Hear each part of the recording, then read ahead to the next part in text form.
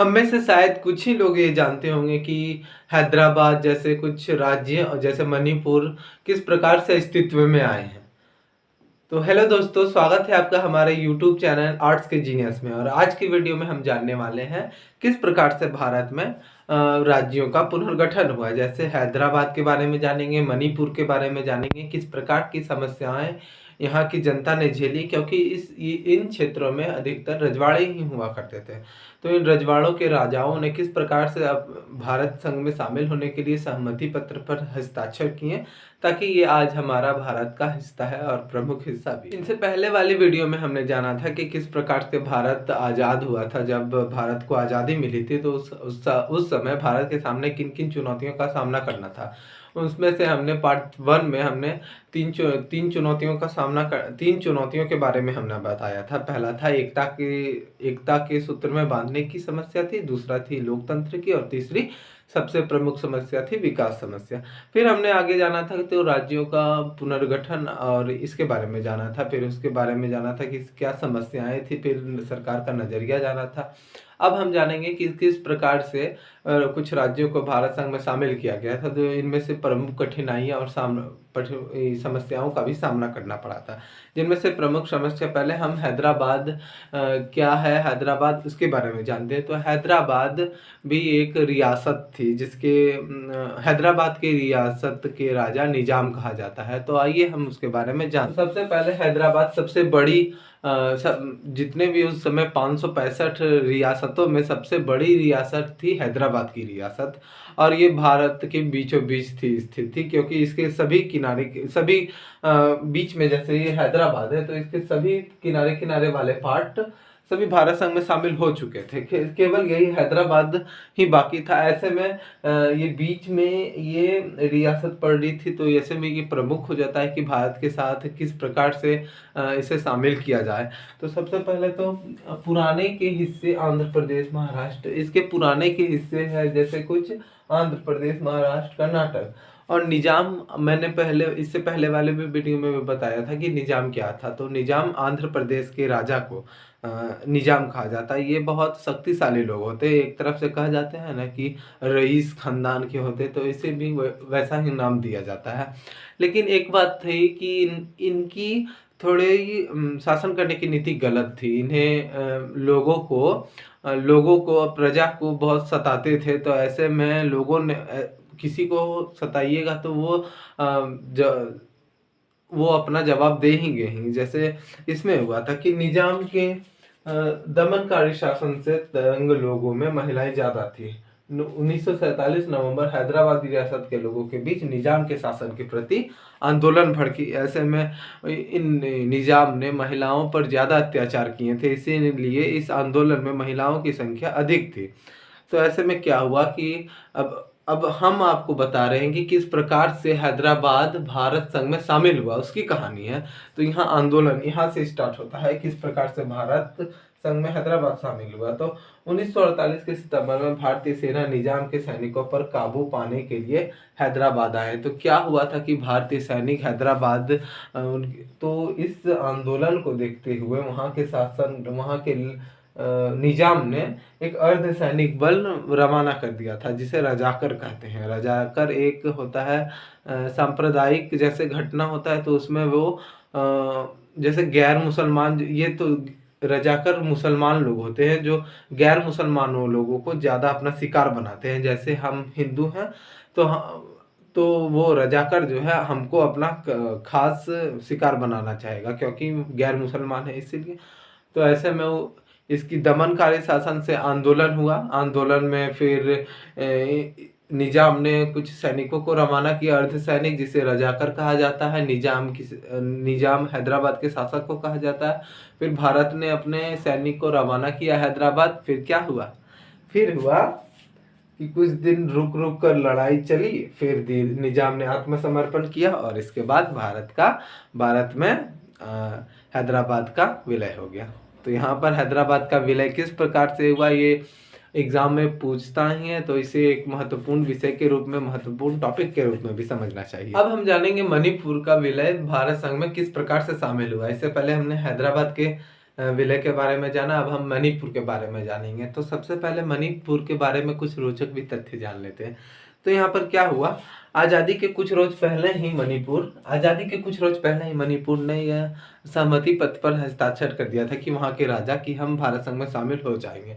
लेकिन कुछ दिनों बाद क्या हुआ कि वहाँ पर जनमत के दबाव में महाराजा ने 1948 ईस्वी में एक चुनाव कराया, जो सबसे पहला भारत संघ में। ये क्वेश्चन भी पूछा जाता है कि जनमत के दबाव में महाराजा ने 1948 में चुनाव कराया, परिणाम क्या हुआ कि रियासत में संवैधानिक राजतंत्र कायम हुआ। ये चुनाव करवाया जब 1948 में संवैधानिक राजतंत्र का, तो इसका परिणाम आया कि रियासत में संवैधानिक राजतंत्र कायम हो गया। मणिपुर भारत का पहला भाग है जहां सार्वभौमिक वयस्क मताधिकार के आधार पर चुनाव हुए थे। ये क्वेश्चन पूछता है कि भारत का पहला वह कौन भाग है जहां पर सार्वभौमिक वयस्क मताधिकार के आधार पर चुनाव कराया गया था। तो मणिपुर ये आंसर आपको रटना नहीं है, समझना है, ठीक है। उसके बाद विलय पर गहरे मतभेद थे कि किस प्रकार से विलय हो, क्योंकि राजा ने पहले ही सहमति पत्र पर हस्ताक्षर कर दिया था। तो विलय पर एक गंभीर समस्या थी। एक तरफ जहां भारत के कांग्रेस भी वहां पर थे, तो उनका कहना था कि भारत संघ में इसका विलय हो जाना चाहिए, और वहीं उसकी पार्टी इसका विरोध कर रही थी। तो ऐसे में क्या हुआ कि जब भारत के कुछ नेताओं ने वहाँ के राजा को दबाव बनाया, तो उन्होंने सहमति पत्र पर हस्ताक्षर कर दिया। ऐसे में मणिपुर का विलय भारत संघ में शामिल हो गया। लेकिन वहाँ के कुछ लोगों ने उसका विरोध किया था, और वहाँ के राजा को क्रोध का सामना भी करना पड़ा था। तो ऐसे में क्या हुआ, अभी भी उसका थोड़ा झलक दिखता ही है, और उसका कारण भी दिखता है कि किस प्रकार से महाराजा ने भारत संघ में अपने मणिपुर को विलय करवाया था।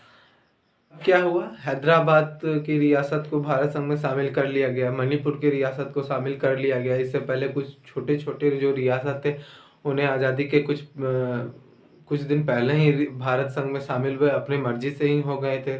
तो अब आप सोच रहे होंगे कि भारत के सामने अब समस्या ही क्या थी।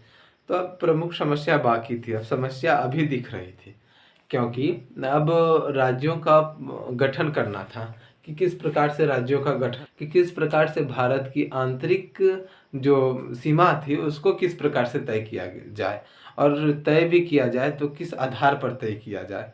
क्योंकि इससे पहले औपनिवेशिक शासन था, वो अपने प्रशासकीय सुविधा के आधार पर सीमाओं का सीमांकन किया था। लेकिन भारत उसे खारिज कर दिया, उसे गलत ठहराया, और अपने कुछ लॉजिक से उसे सीमाओं का सीमांकन करना चाहता था। तो यही प्रमुख समस्या थी। अगर वो कुछ करती तो वहाँ के जनता भी भड़क जाते। तो ऐसे में क्या किया उन्होंने, भाषा के आधार पर सीमाओं का सीमांकन किया। ये भारत है, ऐसे नहीं,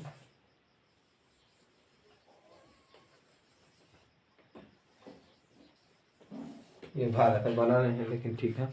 अब इसमें समस्या थी कि किस प्रकार से सीमाओं का सीमांकन करे। तो भारत क्या किया, भारत ने भाषा के आधार पर राज्यों का पुनर्गठन करना प्रारंभ कर दिया था। लेकिन उसके सामने भी ये समस्या आई कि जब भाषा के आधार पर राज्यों का पुनर्गठन किया जाएगा, तो ऐसे में तो अर्थव्यवस्था बर्बाद हो जाएगी, लोग चिंतित होने लगे। लेकिन बाद में यही स्थिति लास्ट में अपनाई गई, जब लोगों ने इसी के आधार पर राज्यों का गठन करना। अब हम जानने वाले राज्य पुनर्गठन आयोग क्या था, किस प्रकार से इसकी स्थापना हुई, इसके काम क्या थे, ये क्या करता था, सब जानने वाले हैं इसी वीडियो में। तो ये क्या था कि इसका काम क्या था कि सन 1953 ईस्वी में राज्य पुनर्गठन आयोग बनाया गया, ठीक है। तो इस आयोग का काम था राज्यों की सीमाओं के मामले पर गौर करना, राज्यों की सीमाओं पर गौर करना कि किस आधार पर इन सीमाओं का विभाजन हुआ है। जैसे सीमा दिया गया ना, मान लीजिए ये झारखंड की सीमा, उस समय झारखंड नहीं थी, लेकिन झारखंड का सीमा है, तो उस सीमाओं का सीमांकन करना था, कि अध्ययन करना था। फिर था इसने अपनी रिपोर्ट में स्वीकार किया कि राज्यों की सीमाओं का निर्धारण वहाँ बोली जाने वाली भाषा के आधार पर किया जाए। इनने स्वीकार किया। किस प्रकार स्वीकार किया ये जांच पड़ताल के बाद ही साबित हुआ।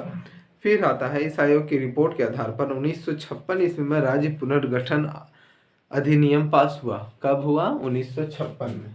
याद रखने वाला पूछता है सवाल क्यों, कब राज्य पुनर्गठन अधिनियम पारित हुआ? तो 1956 ईस्वी में। और 1953 ईस्वी में राज्य पुनर्गठन आयोग बनाया गया था। ठीक है, 53। फिर था इस अधिनियम के आधार पर 14 राज्य और 6 केंद्र शासित प्रदेश बनाए गए थे। क्यों? उसी समय 56 में इसी रिपोर्ट के आधार पर के आधार पर उस समय 14 राज्य और 6 केंद्र शासित प्रदेश बनाए गए थे, जो अपने आप में ही एक महत्वपूर्ण काम था। तो इस वीडियो में हमने जाना भारत की नए राष्ट्र की निर्माण की चुनौतियां क्या होती है, जो हर देश में कॉमन ही होता है। क्योंकि इन जो मैंने 3 चुनौतियों के बारे में चर्चा किया था वो हर नए राष्ट्र के लिए समान ही होता है, लेकिन कुछ राष्ट्रों के लिए थोड़े अलग होते हैं। जब आज़ाद होते हैं तो उनके सामने इतनी चुनौतियां नहीं रहती है जितनी हमारे देश में थी। तो आशा है कि आपको ये वीडियो पसंद आया होगा और मेरे द्वारा बताए गए एक विषय के सभी तथ्य आपको अच्छे से मालूम हुए होंगे। तो अगर आप हमारे चैनल पर नए आए हैं तो सब्सक्राइब करना ना भूलें।